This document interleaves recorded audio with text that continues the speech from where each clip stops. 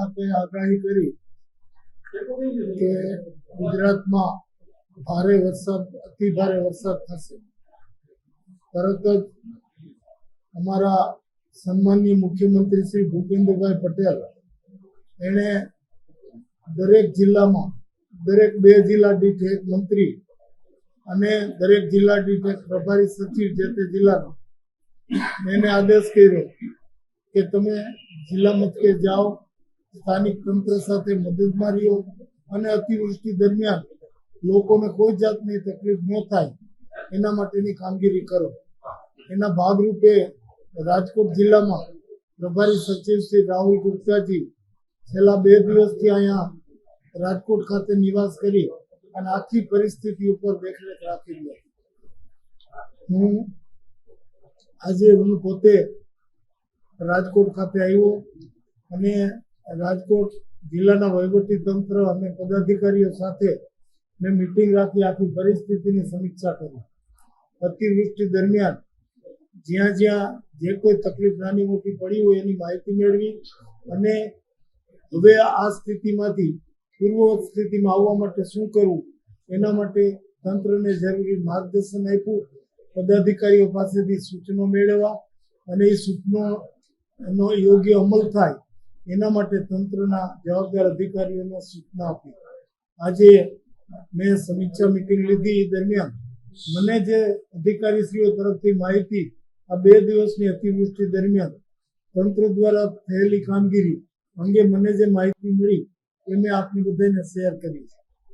એટલે મને આનંદી વાતનો છે કે સતત વરસતા વરસાદમાં ડિઝાસ્ટર મેનેજમેન્ટ આપણું ગુજરાતનું તો કાયમ માટે વખણાય છે. એની કામગીરી ખૂબ ઉત્તમ રહી છે.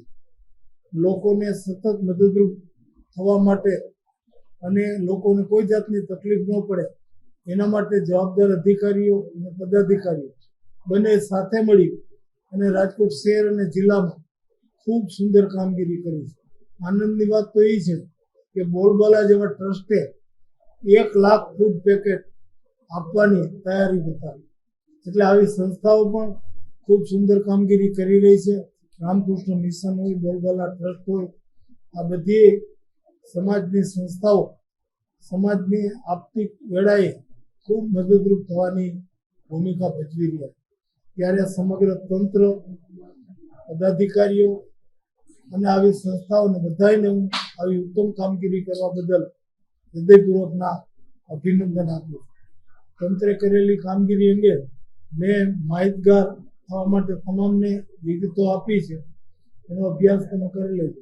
સૌથી વધારે અસરગ્રસ્ત જંગલેશ્વર, પોપટપરા, રૈયા રોડ, બેડીપરા, બજરંગવાડી સહિતના નીચાણવાળા વિસ્તારના લોકોને સલામત સ્થળે ખસેડવા માટેની વ્યવસ્થા કરવામાં આવી હતી. જંગલેશ્વર વિસ્તારના 110 લોકોને નજીકની શાળામાં સ્થળાંતર કરી અને એના રહેવા જમવાની તમામ વ્યવસ્થા પૂરી પાડવામાં આવી. મારી પાસેની તમે અત્યારે માહિતી આપી એ સિવાય કોઈ માહિતી નથી. તપાસ હમણાં જિલ્લામાં આટલો વરસાદ છે, અતિવૃષ્ટિ છે, ગયા વખતની સહાય હજી નથી. આ વખતે નુકસાન કેટલું છે, કયા પ્રકાર? ગયા વખતની સહાયમાં એક પણ કિસ્સો હવે હજુ તો વરસાદ ચાલુ છે. વરસાદ વિરામ લેશે એટલે સર્વે કરાવશું અને સર્વેના આધાર ઉપર જે કંઈ નક્કી થશે એ મુજબ અમે ખેડૂતોને સહાય ચૂકવશું. સ્વાભાવિક છે. અત્યારે જ્યાં સુધી સર્વેના અહેવાલો ખેતીવાડી ખાતા દ્વારા મળે નહીં ત્યાં સુધી હું ચોક્કસપણે કહી શકું નહીં. પણ આટલો વરસાદ થયો એટલે થોડું ઘણું નુકસાન થયું હોય તો સ્વાભાવિક છે. પશુ પક્ષીઓ માટે આગામી સમયમાં અત્યારે વ્યવસ્થા કરવામાં આવી છે અથવા આગામી સમયમાં અત્યારે જે ચાલે છે એમાં કરવામાં આવશે પશુ પક્ષીઓ માટે? પશુ પક્ષીઓની વાત કરું તો હવે એને પશુઓ માટે તો ચરિયા થઈ ગયું છે એટલે એના માટે કોઈ પ્રશ્ન નથી. અને પાક પાણી સારા થશે એટલે પશુઓમાં પંખીઓ માટે પણ ચણવાની નદી વ્યવસ્થા થઈ જશે. અને સાથે ગૌશાળા પાંજરાપોળમાં પણ કઈ ઘાસની કે એવી કઈ વ્યવસ્થા કરવામાં આવશે સરકાર તરફથી? ગૌશાળા પાંજરાપોળમાં પ્રત્યેક પશુ દીઠ રાજ્ય સરકાર રોજના 30 રૂપિયાની સહાય આપે છે. રાઘવજીભાઈ, વર્ષોથી રાજકોટમાં પ્રશ્ન છે, ઘણા રોડ પાણીમાં તરતા છે, નીચાણવાળા વિસ્તારોમાં વર્ષોથી પાણી ભરાય છે, કોર્પોરેશન તંત્રના પાપે લોકો હેરાન થાય છે. તમારા તરફથી અધિકારીઓને સૂચના કઈ અપાઈ છે કાયમીના નિરાકરણ માટે? કારણ કે આ વર્ષોનો પ્રશ્ન છે. અને પવિત્ર રામનાથ મહાદેવ મંદિર એમાં પણ રાજકારણ છે. રામનાથ દાદા સંપૂર્ણ પાણીમાં ગરકાવ થયા છે અને લોકોની આસ્થા સાથે ખેડા થાય છે. આપ તો જાણો છો કે નીચાણવાળા વિસ્તારો અતિવૃષ્ટિ થાય એટલે પાણી ભરાય એ સ્વાભાવિક છે. એટલે આવા વિસ્તારોમાં લોકોને અતિવૃષ્ટિ દરમિયાન ચેતવણી આપી અને સલામત સ્થળે ખસેડવામાં આવતા હોય છે. એ જ રીતે ચાલુ વર્ષે પણ પૂરતા પ્રમાણમાં લોકોને જાણ કરી સલામત સ્થળે ખસેડી એની રહેવા જમવા સહિતની સુવિધાઓ આપી અને લોકોને આ આપત્તિનો ભોગ ન બને એના માટે તંત્રે બચાવ્યા મદદ કરી. સરકારે ડિઝાસ્ટર મેનેજમેન્ટ માટે બહુ આગોતરું આયોજન મેં કીધું એમ કર્યું છે. દરેક જિલ્લામાં પ્રભારી મંત્રી, પ્રભારી સચિવ એને આગોતરા મોકલી દઈ અને આગોતરું આયોજન લોકોને કોઈ તકલીફ ન પડે એના માટેનું કર્યું. આપણે જોયું હશે બિપોરજોય વાવાઝોડા વખતે સરકારી તંત્રની કામગીરીને બધાએ એકી અવાજે વખાણી હતી. એ જ રીતે ચાલુ આ સમયમાં પણ સરકારે સુંદર વ્યવસ્થા લોકોને મદદરૂપ થવા માટે ગોઠવી છે. જ્યાં સુધી દ્વારકાનો સવાલ છે ત્યાં સુધી દ્વારકા જિલ્લાના પ્રભારી મંત્રીશ્રી અને પ્રભારી સચિવશ્રી ત્યાં પહોંચી ગયા હશે. એની પાસે વધારે વિગત હશે, મારી પાસે કોઈ વધારે વિગત નથી.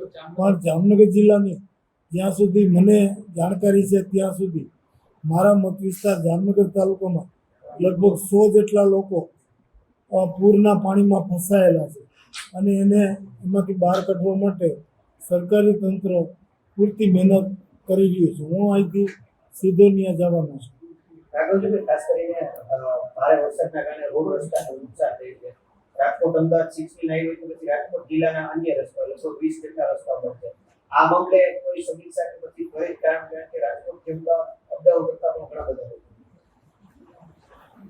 રાજકોટ અમદાવાદ રોડ ઉપર જે ગાબડા પડ્યા છે અથવા રોડ જ્યાં વિસ્માર થયો છે એના તાત્કાલિક રિપેર થાય એના માટે હું ગાંધીનગર જઈ અને લાગતા વળગતા સત્તાવાળાઓને રજૂઆત કરવાનો છું. દરમિયાનમાં આજની મિટિંગમાં મેં જિલ્લાના જે વિસ્તારોમાં રસ્તામાં ક્યાંય ગાબડા પડ્યા હોય, ક્યાંય કોઝવે કે પુલને નુકસાન થયું હોય એ તાત્કાલિક યુદ્ધના ધોરણે એને દુરસ્તીકરણ કામગીરી હાથ ધરવા માટેની તંત્રના અધિકારીઓને મેં સૂચના આપી છે.